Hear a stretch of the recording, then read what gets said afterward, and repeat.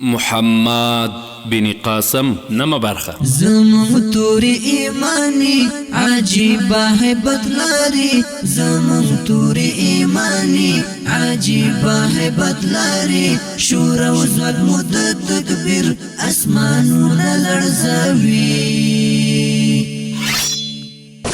زمون توری ایمانی عجیبا هیبت لاری زمون توری ایمانی عجیبا هیبت لاری د محمد بن قاسم د خبرونې مینوالو په تیره برخه کې مو اورېدلې وه چې بله ورځ د دې کښتۍ د سیند د دریاب څنډو ته ورسېده او ګنګو خپل پخواني انډیوالان ولیدل چې کبان یې نیول. اوس به راسو چې مخکې څه وسول.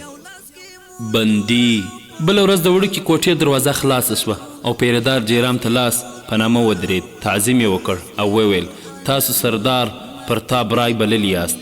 جیرام د پیرهدار د وضع په بدلولو حیران شو. چوپ ورسره روان شو.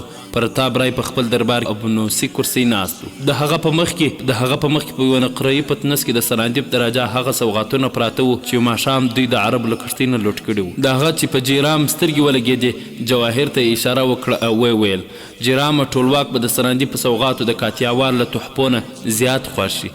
د دوی یو غمی ځانګړی ستا د صندوق نه زیات قیمتي دی. جیرام په غوسه ورته وکتل او خپله شونډه یې تر غاښو لاندې کړه. پرتاب رای وویل دا ستا رنګ زیړ او سترګې سرې ولیدې داسې ښکاري چې تا کرۍ شپه سترګه نه دي پټې کړي. په کوټه کې به ګرمي ډېره وه.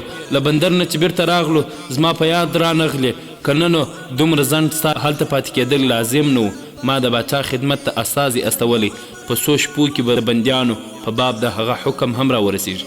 جیرام نو تا هغه بندیان کړي؟ پرتاب هو دا خو ما پرون هم درته ویلي وه چې د راجا حکم همدغسې دی. جیرام تا هغوی په جنګ ونیول که نه د میلمستیا په نامه؟ پرتاب ته تر اوسه هلک یې په جګړه کې هر څه روا دي. جیرام زما خور چیرې ده؟ پرتاب څوک؟ جیرام زما خور. پرتاب رای هغه چیرته وه؟ جیرام ځان ناګاره مه اچوه. د یوه راجپوت نوابزاده عزت ته لاس ورزغول دومره اسانه لکه ته چې یې ګمان کوې. زه پخوا ستا د راجا ملازم وم خو اوس د کاتیاوار د راجا د سفیر په حیث دلته راغلی یم. که زما خور ته نیغ وکتل نو واوره چې د کاتیاوار نه تر راجپوته پورې به دا غرونه د اور غرونه دروم او شهنشاه به د خپلو زرګونو پوځیانو د وژلو پر ځای د دبیل یو مغرور حکیم موږ ته وسپاري. پاتې شول عرب هغوی میلمانه وو او زه افسوس کوم چې هغوی زما په خاطر په دې مصیبت واوښتل. امکان لري د دوی په باب زما فریاد په هندوستان کې څوک وانوري خو د هغوی لاسونه ډیر اوږده دي او ښایي ستا مرۍ ته در ورسیږي. پرتاب رای ته معلومه وه چې کله کله د راجا د غلطو فرمانونو د واک د نورو منصبدارانو نه وځي. هغه د خطر په وخت کې خپله ګناه د نورو پر اوږو ورغورځوي. د راجا په څیر د عربو په اړه د ده څه اندېښنه نه وه خو د کاتیاوار د سفیر د خور مسؤلیت یې نشو زغملی. هغه وویل جیرامه ستا د خور معلومات له ما سره نشته. جیرام ته درواغ وایې ما هغه په کښتۍ کې د عربو له ښځو سره پرېښې وه. پرتاب رای د کښتۍ ښځې ټولې زموږ په بندیخانه کې دي. که ستا خور په هغوی کې وي زه اوس له تا سره یو ځای ځم له هغې نه معافي غواړم. راځه د خور لیدو او له ټولو جذبه پر جیرام غلبه ومونده او پرتاب رای سره روان شو. په لاره کې یې ترې وپوښتل له عربو ماڼوګان سره مو څه چلند وکړ؟ پرتاب رای هغوی ټول تر وروستیو شیبو وجنګېدل. له ماشومانو او ښځو پرته موږ یوازې 15 تنه ژوندي ونیولی شوی.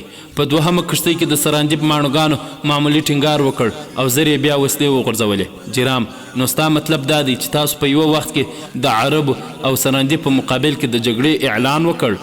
پرتاب ما یوازې د راجا په فرمان عمل وکړ او بس او تر هغه پورې چې زه په دې منصب کې یم داسې احکام به عملي کوم. زما د لیک په ځواب کې راجا ته ور وغوښتې او تا د بندیانو د خلاصون فرمان ترې واخیست نو زه به خوښ شم او هسې به له مسؤلیت خلاص شم. له بنګلې نه دواړه ووتل او څو ګامه لرې د بندیخانې انګړ ته ورننوتل.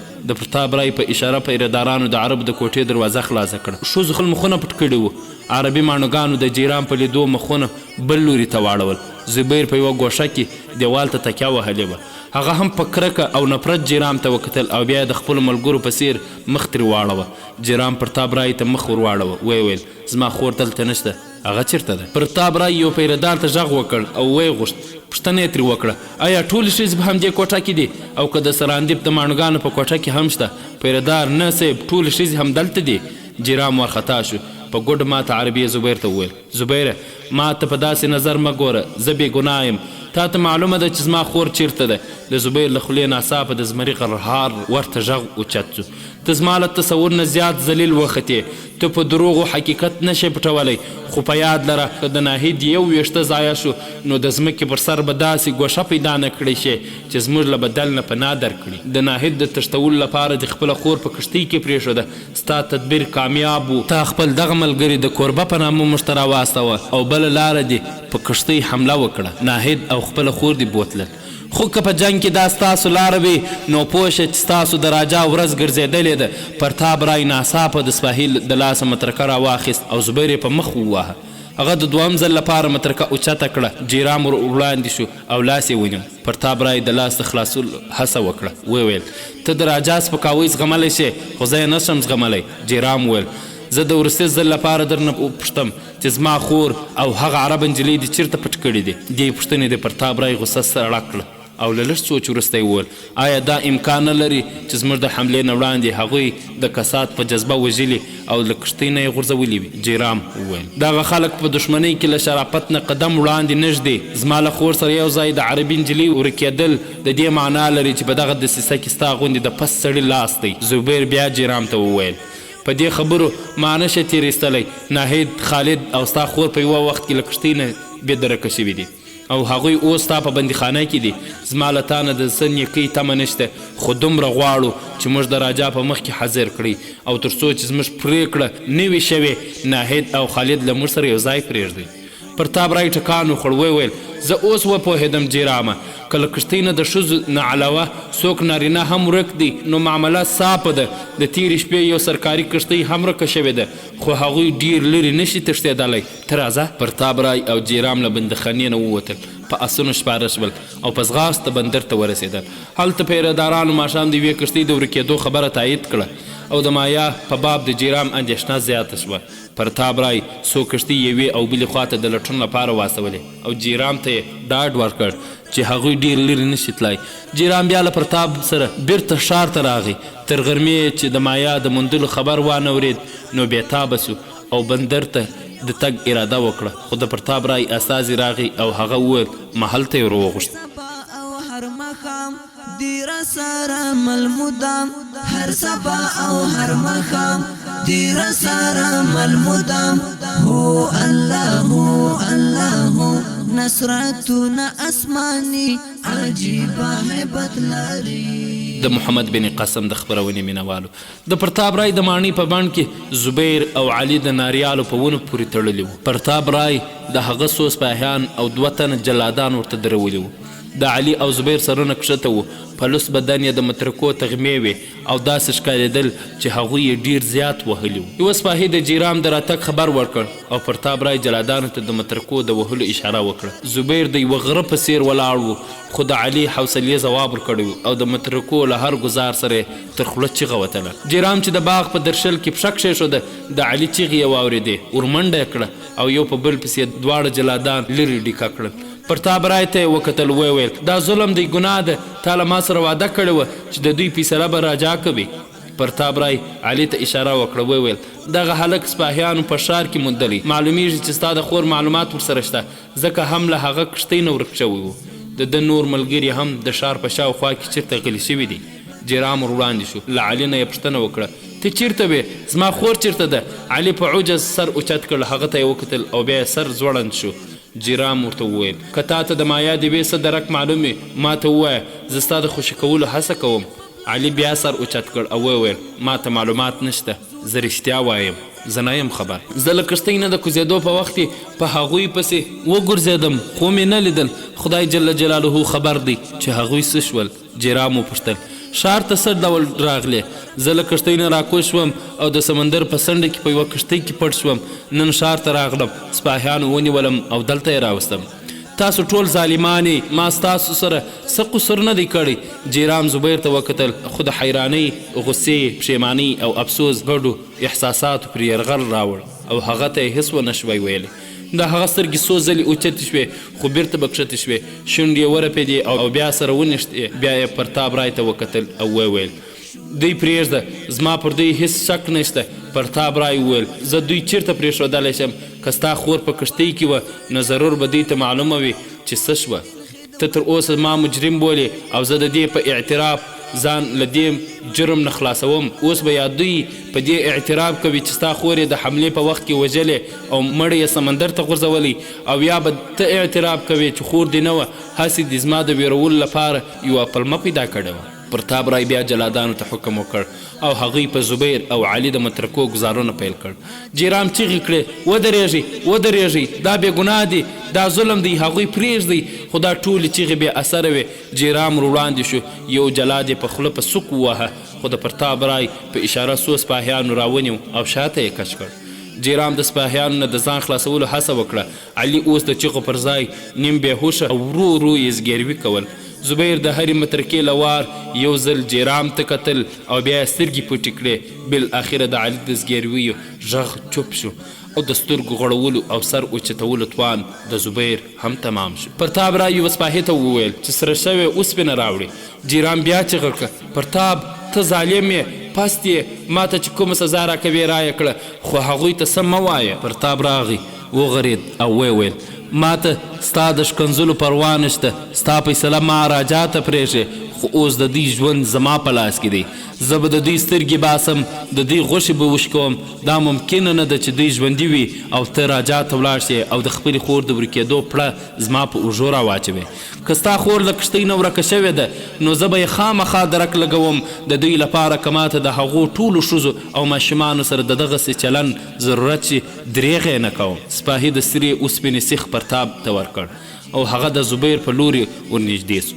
جیرام په زوره وویل نه ودرېږه، زما خور په کښتۍ کې نه وه، زه یوازې راغلی وم، ما یوازې د دوی ژوند بچ کول غوښتل. پرتاب رای ځواب ورکړ زه په څه ډول ډاډه شم چې ته د راجا په مخ کې زما پر خلاف بیا دا دعوه ونه کړې او هغه زما پر خلاف ونه لمسوې. جیرام زه وعده کوم پرتابه، د یوه راجپوت نوابزاده وعده په ما اعتبار وکړه. پرتاب ته به دا شاهدي هم وایې چې له کښتۍ نه هیڅ یوه ښځه نه ده ورکه شوې. جیرام که ته دوی خوشې کړې نو زه دې وعدې ته هم تیار یم. پرتاب د دوی پرېښودل او نه پرېښودل د راجا کار دی، زه یوازې دا وعده در کوم چې نور به دوی ته څه زحمت نه ورکوم. ته به د راجا د وړاندې دا اقرار هم کوې چې د دوی د پرېښودلو هڅه دې کوله او ما ته دې په کښتۍ کې د خور د موجودیت پلمه وکړه. جیرام په ما ته خوړلې لهجه وویل زه دا وعده هم کوم. پرتاب د اوسپنې سیخ لرې وغورځاوه او وویل زه دې هسې پریشانه کړم. جوړ د هر فرعون لپاره یو درودي نیلغوندې، هر یو ابراهه په ختماو د ابابیل غوندې، هر یو ابراهه په ختماو د ابابیل. د محمد بن قاسم د خپرونې مینوالو زبیر چې په خود شو سترګې یې وغړولې، علي ته نږدې په بندیخانه کې پروت و. جیرام په یخو اوبو یوه لوټه لمده وه او د ده زخمونه یې ټکورول. یوې ښځې د علي را په خود کولو هڅه کوله. زبیر چې په سد شو کښېناست. جیرام د اوبو جام ډک کړ، د هغه په شونډه یې ورکښېښل. زبیر په زړه کې یو ځل بیا د کرکې او نفرت جذبات راویښ شول، خو د جیرام په سترګو کې چې اوښکې ولیدې څو غړپه اوبه یې وڅښلې. جیرام هغه ته وکتل، یوازې یې دومره وویل زبیره ډېر افسوس دی، او بیا له سترګو نه د اوښکو باران وڅڅېد. د زبیر په شونډو یوه غمجن تبسم خور شو. وویل جیرامه ته ماته یوه معما شوې، تا د دبیل له حاکم سره دسیسه جوړه کړه، موږ دې په دې حالت کې ګیر کړو، بیا له جلادانو سره لاس او ګریوان شوې او اوس اوښکې تویوې. اخر د دې ټولو خبرو مطلب څه دی؟ له جیرام له شونډو د درد له تل نه غږ اوچت شو. زبیره په ما اعتبار وکړه، زه ستا دوست یم، تا زما ژوند وساته او یو راجپوت نیکي هیروونکی نه وي. د دبیل سردار له ما سره دوکه وکړه، ستاسو په کښتۍ له حملې نه وړاندې یې زه په یوه کوټه کې بندي کړم. ته په ما بدګمانه یې، ما دوکه باز ګڼې، خو زه بې ګناه یم. که خدای جل جلاله موقع راوسته زه به دا درته ثابتوم. زبیر وویل که ته په دسیسه کې شریک نه یې نو ووایه چې خالد او ناهید چیرته دي. جیرام ځواب ورکړ چې تاسو د مایا معلومات نشته، ما ته به د خالد او ناهید په باب څه معلومات وي؟ ما درته وویل چې ټوله شپه په کوټه کې بندي وم، تاسو په کښتۍ کې وئ، له بندر نه یوه کښتۍ هم ورکه شوې ده. که تاسو هغوی له جګړې نه وړاندې چیرته استولي وي د خدای لپاره ماته ووایئ. زما په دې باور دی چې هغوی به تاسو د پرتاب رای ظالم د ژغورلو په خاطر چیرته استولي وي. ما ته یوازې دومره ووایي چې مایا ژوندۍ او خوندي ده، زه به هڅه وکړم چې هیڅ تکلیف درته ونه رسیږي. ما پر تا برای په دې باوري کړی چې زما سره مې خور په کښتۍ کې نه وه که نه نو هغه تاسو نن ژوندی نه پرېښودی. زبیر ځواب ورکړ کاشکې ما په تا اعتبار کولی شوی. تاسو دواړو ناهید پټه کړی او مایا ورکېدل پر موږ ځکه راتپئ چې موږ راجا ته د ناهید او خالد په اړه څه ونه وایو. جیرام وویل زبیره په ما باور وکړه ما ته په دروغو ویلو کې هیڅ ګټه نشته. که تا او ستا ملګرو ته د مایا او ناهید د ورکېدو په باب معلومات نه وي نو دا بیا د پرتاب رای شرارت دی. نن زما د وړاندې هغه تاسو ته په دې سزا درکوله چې زه بیا د ناهید او مایا نوم وانخلم او ما دا وعده وکړه. ته پوهیږې چې یو راجپوت د خور په باره کې وعده څومره صبر او حوصله غواړي. زبیر ورته وویل ستا له مهربانۍ نه مننه خو اوس پر موږ ستاسو د تورو سیوری دی. موږ ته ستاسو د رښتیا او دروغو هیڅ فرق نشته. نه په دروغو سزا درکولی شو او نه هم په رښتیا انعام. یوازې دومره پوهېږم چې موږ ستا په خاطر په دې مصیبت واوښتو تر څو چې زه ناهید ونه وینم نه مې په تا اعتبار کیږي نه د دبیل په حکیم. که په راتلونکي کې دا ثابته شوه چې په دې معامله کې بې ګناه یې نو زه به له تا نه بخښنه وغواړم. که د دبیل حکیم ګناهګار وي نو زموږ غږ د راجا تر غوږه ورسوه. زه په یقین درته وایم چې زما ملګرو ته د ناهید خالد او مایا په اړه هیڅ معلومات نشته. د سرحدي ماڼوګانو زموږ له کښتۍ نه څوک په یوه وړوکې کښتۍ کې سپاره لیدلي دي. هغه کښتۍ د جنوب لوري ته تللې. که ناهید او مایا د یوې چا تښتولي وي نو د دې معلومات له بندر نه کیدای شي چې له بندر نه کښتۍ چا بیولې ده. جیرام خپل تندی په غبرګو څپېړو وواهه او وویل پرتابه خاینه دوکهبازه ظالمه بې عزته. زبیر د خدای لپاره ما وبخښه زه په تا شکمن وم زه پښیمانه یم. زبیر د الفاظو پر ځای د جیرام د اوښکو زیات اغېزمن کړ. د هغه په اوږه یې لاس ورکښېښود وویل جیرامه ولاړ شه هغه ولټوه. پرتاب رای ظالم هم دی او مکار هم. هغه ته د زړه حال مه وایه که نه نو ته په خپله خور ونه موندلی شي او نه به د راجا تر غوږو دغه خبر ورسولی شي. جیرام اوچت شو د بندیخانې له پنجرې نه راووت. پیرېدارانو دروازه بنده کړه. څو ګامه وړاندې ولاړ بیرته راوګرځېد او یوه پیرېدار ته یې وویل د سراندیپ د بندیانو د کوټې خلاصولو حکم وکړ. له هغوی نه یې څو پوښتنې وکړې او چې بیرته ترې راووت په زړه کې یو دروند بار پروت و. د سراندیپ ماڼوګانو د زبیر خبرې ټولې تصدیق کړې او هغه خفه و چې ولې د زبیر په خبرو شک کاوه. د محمد بن قاسم د خپرونې مینوالو دا خپرونه ما محسن احسان تاسو ته وړاندې کړه. دا چې په راتلونکي کې څه وسول انشاء الله په راتلونکي برخه کې به یې واورو. در بیا د الله جل جلاله په امان. یو الافکار رحمانی عجیبه هیبت لري زمون توری ایمانی عجیبه هیبت لري زمون توری ایمانی عجیبه هیبت لري شور او ځواک مو د تکبیر اسمانونه لړزوي جوړ د هر فرعون لپاره یو درود نیلغوندې هر یو ابراهه په ختمه و د ابابیل غوندې هر یو ابراهه په ختمه و د ابابیل غوندې هر سبا او هر مخام دیر سره ملمودام هر سبا او هر مخام دیر سره ملمودام هو الله الله نصرتنا اسمانی عجیبه هیبت لري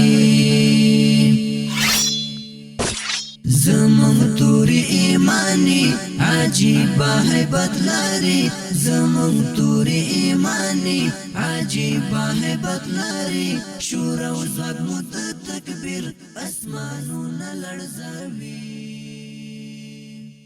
هر د جنگ